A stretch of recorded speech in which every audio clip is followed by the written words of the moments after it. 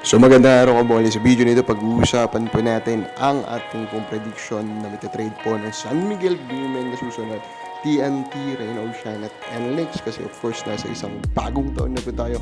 We are now in year 2024. So kung hindi pa subscribe, baka pindot naman po yung subscription button. But before we go there, pag-usapan muna natin itong mga news po. First there is Baser Amer. So hindi para naman talaga siya totally papakawalan po ng Blackwater Elite, kundi gusto pa rin naman siya po palang babalikin nga bola. So titignan natin kung talagang papabalikin po siya ng Blackwater. This guy is still a good caliber po na point guard. Kahit hindi na po starting caliber, this guy can still be played kabola. He still deserves minutes kabola. So tignan natin kung talagang mapapabalik po siya ng Blackwater. Same case po kabola with Baser Amer, no? Tatapusin daw yung Commissioner's Cup, pero it doesn't mean din na hindi na rin po siya papapermahin. In short po, pwede pa rin po siyang makaulit po, makaisa pang kontrata kabola with Blackwater Elite. Pero ang nangyayari nga dito, of course, nade-diminish na talaga yung role niya sa Blackwater Elite after having one of the best run in a while niya doon sa last year, no? Dito po sa Blackwater Elite. And then let's talk also of course about that game sa EASL kung saan nakita nga po natin si Jeremy Lin.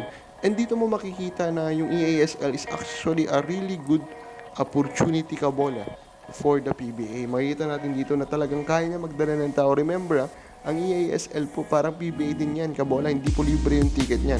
So yung mga nanood doon kabola, legit yun, nagbayad yun. And nakita natin na kayang-kaya nga po itong si Jeremy Lin and the Meralco Bulls kabola na magdala po ng tao doon. So, for me, dapat ma-realize ito ng PBA, makita nila yung opportunity na dala ng EASL, and in a way, sana ito yung makita nilang spot na pwede nilang seryosohin.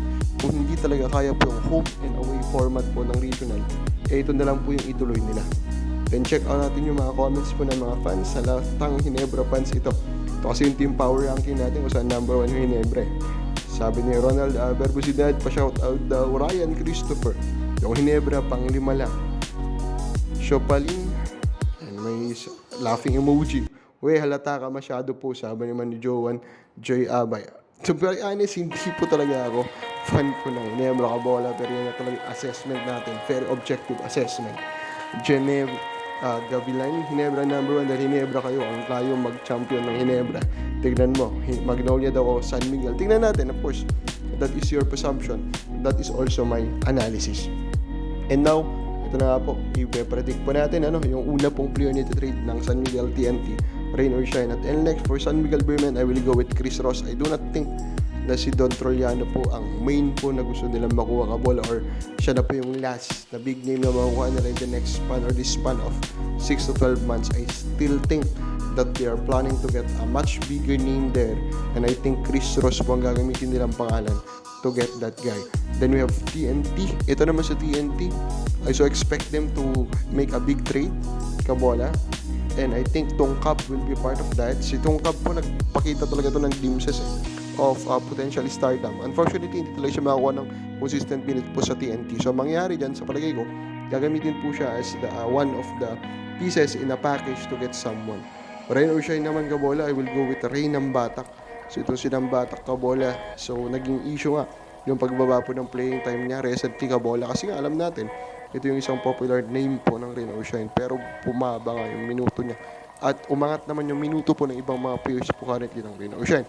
Now ang kwento dyan kabola, of course, if that is the case, then there's a chance na yung ego ni ng Batak will force him to ask for a trade, and think that is a possibility. Alam naman natin ang Rain or Shine, willing naman silang gawin yan as long as there's a right trade for that. And NLEX, I think Sean Anthony ulit, no?